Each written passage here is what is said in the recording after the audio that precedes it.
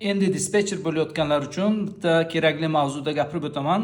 Videoni oxirigacha ko'ring, yo'qsa bitta like va podpisatsiya qilishni unutmang. Ketdik. Nampa Idahodan yuk qarayapman. Broker Bose Idahodan Kaliforniyagacha yuk post qilyapti. E'tibor bering.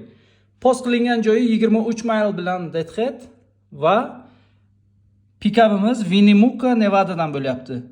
Har doim post qilingan joy bilan pikapni o'zini adresini e'tibor bilan qarang.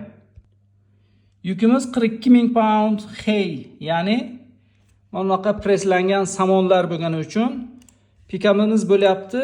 Mana bu Nevadaning bir qishloq joylaridan bo'lyapti. Bu yerlarda trak yo'q bo'lgani uchun broker Bose Idahoni post qilyapti va trakni shu joydan bu yerga jalb qilmoqchi.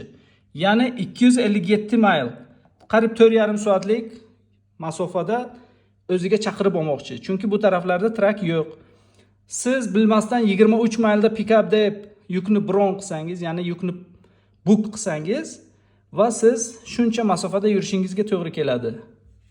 Aytmoqchi bo'lganim, har doim pikapning o'zi post qilingan joyi bilan pikapning o'zini tekshirib ko'ring. Agar videoim ozroq bo'lsa ham manfaatli bo'lgan bo'lsa, podpisatsiya va like ni unutmang.